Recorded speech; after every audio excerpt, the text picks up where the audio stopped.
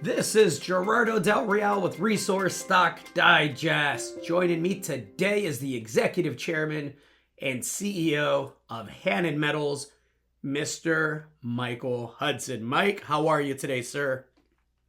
Good morning from down under, top of the world, mate.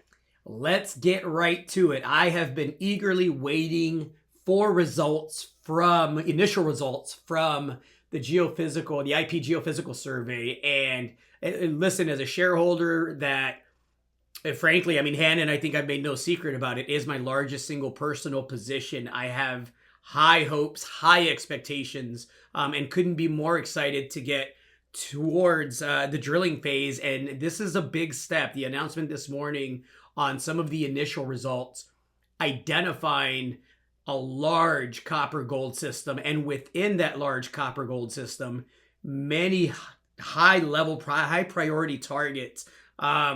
What's your take and what's the team's take on the results? And then again, I'm not a geologist, so explain what all the pretty colors mean. It really was the confirmation, I suppose, of this copper gold system and helping dissect it. Somebody used the term, we're in the land of elephants, and we've certainly got an elephant, and it's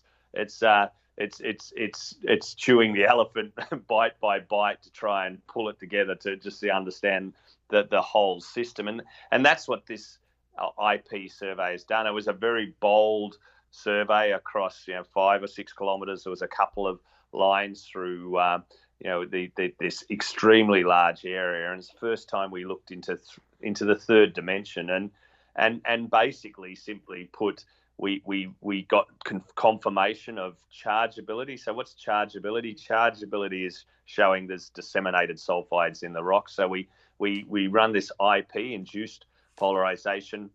We put charge into the ground, turn off that charge very quickly, and then if there's sulfide in the rock, the remnant charge will dissipate slower than if there's not sulfide, basically. So you measure the chargeability potential of the rock, and sulfides, of course, are generally associated with copper, and so copper is directly a sulfide at times. Chalcopyrite, etc., is directly chargeable, and gold is associated with those sulfides as well. So if we get chargeable anomalies, then that's great.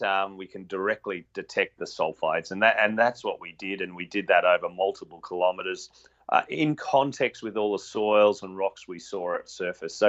So it was a first look at the survey. It showed multiple areas. We're now seeing where the porphyry, moly, gold parts of the system lie, and then these extensive epithermal systems, these gold-only parts of the system, where we're higher up in the system, were also identified and dissected as well.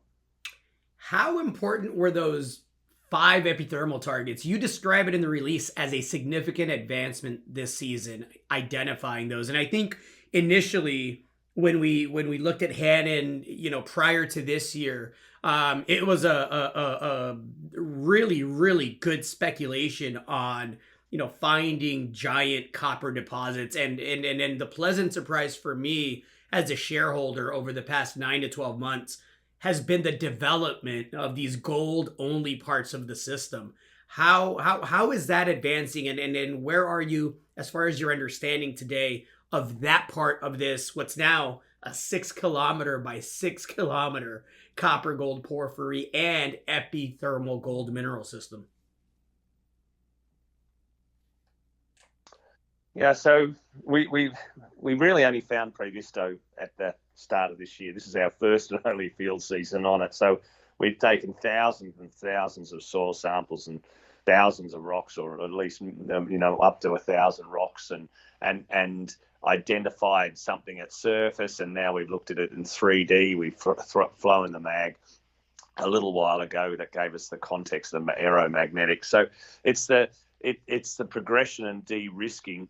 And we've got 18 porphyries in this Valiente project, and we've worked on 5 or 6 of them with that kind of rigor now. And there's probably 3 different porphyry targets in in Previsto itself.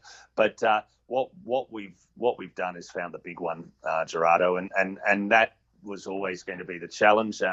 What's the better porphyry to focus on, and big seems good. I mean, the other question is what's the grade now, and these things are leached at surface, and we're seeing very good grades in leached rocks at surface. But now we need to ultimately get the drill permitting at Previsto, and then, as we're just starting to dissect it, that's another key point, is to know which parts to focus on first. And we're very close now to identifying those drill target areas, and we can start doing all that environmental permitting that will get us to get the drill holes in the ground, and which we're very close to doing, 25 kilometres to the southwest on the Valiente area, which we can talk about in a moment. So we've got this chain of projects, but the pleasing thing is that we're onto the big one, and it's amazingly impressive in scale and grade that we see at surface, and especially the gold parts of this system are and understanding them and how they form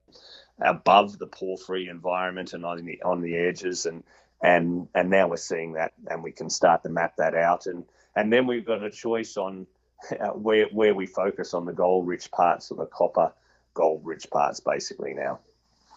It's a 6 kilometer by 6 kilometer system that's been identified thus far. You mention it and identify it and describe it as a globally significant mineralized footprint.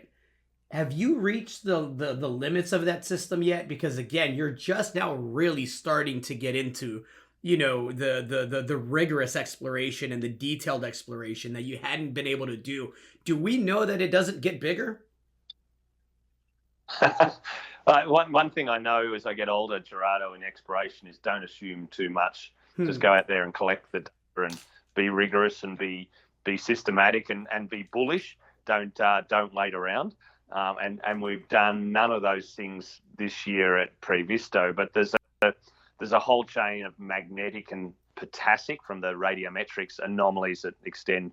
I haven't got the number in my head, but probably another 5 kilometres to the north that really have had very, very little exploration. So there's upside there. The southern part of the IP survey that we released here, it wasn't really discussed, but if you look, the sort of south western portion of the IP had a plus kilometre chargeable zone that was unexplained. That's all we put, unexplained, because we hadn't done any of the soil or rocks or anything out in that part of the world. So no, this can get bigger, and we've biased the way that we've explored it, just working on ridge lines because they're the easiest ways to take soils, and we'll find some of the softer rocks that will be the ones that contain the metal that when we just do more and more work. So we're only looking in the sort of more resistive rocks at the moment, then that's the first way you do exploration. So there's a lot more to be done. Let's talk permitting. Let's talk Ricardo Herrera, the targets there, Belen. A lot to be excited for there. We're getting here close to the end of the year. We're anticipating the last that we chatted, a favorable permitting decision at Valiente for those projects here within, Q4. How is that moving along? It's very close to the end of the process. Frustratingly, we were asked just over the last few weeks for another round of inquiry from the water authority. So we've satisfied the forestry, we've satisfied the mining authorities, but the water authority came back with 4 or 5 more questions, which we hit back like a good tennis player at the net, straight back to them with our hydrologist, and only Peru can get in the way of itself here in terms of the process. We've done everything. We're following the rule of law, and we've got all the support of the local people who really, their only frustration is that it's taking too long for them too, right? They want more work and they want to develop this this exploration project and see where it goes. So we're waiting with our bated breath. It's back in the authorities' hands now, and we're optimistic that we'll see something this year. But of course, we can't guarantee that. But that's the way we're playing at the net. Ricardo Herrera, Sortilegio, and Vista Alegre has over a 9-kilometer strike. Those are the first, what I describe as projects, you describe as targets. Those are the first projects that will see the truth machine, right? The drill bit. Can you speak to me again, just briefly, on those targets and why you're so excited to get into those, putting the monster aside, for a bit while we work through that process and digest more information as it comes in? Yeah, so we're there doing at Valiente between Ricardo Herrera, Vista Alegre, and Sortilegio.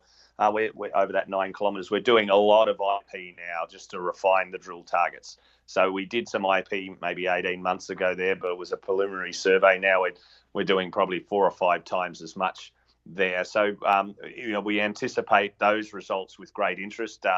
Ricardo Herrera is a porphyry over a 1 by 1 kilometre square area, and it gets bigger, at least in the initial IP, where we see it progress to depth to the south. Vista Alegre is a gold-rich system, and somewhere between an epithermal porphyry environment that we really don't understand at the moment, but we got lots of ore grade gold shedding off for 3 kilometres along that trend, and we're really doing rigorous IP there. And Sortilegio is a different looking porphyry. It's an alkalic porphyry, so it will be gold rich, and we're doing well. Actually, just the crews will soon get to that area for the IP for the first time. So in itself, that's a company making asset by itself, forgetting about what else we do have in Hannan. So, but it's the one that's closest to drill permitting that we own 100% outright, and so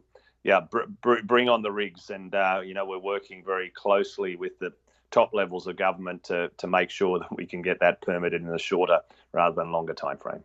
I'm excited for that. I'm looking forward to letting the process play out as it should. I can't wait to get some more of these IP results as you continue to get that data in. As far as timeline goes for that data, do you have an order of operations for the next bit that we'll see and what's to come afterwards?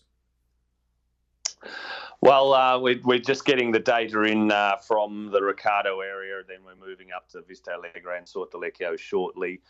So it's really over the next month or so we'll see that data come to hand, and then it will be all quality controlled and processed, and hopefully we'll have something out before the end of the year on that data. But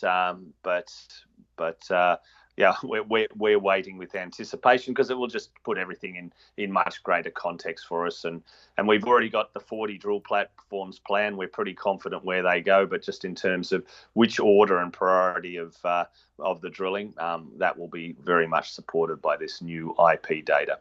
Mike, always great catching up. Great work out there. Thanks for your time. Let's chat again soon. Thanks, Gerardo. Always great to chat. Cheers.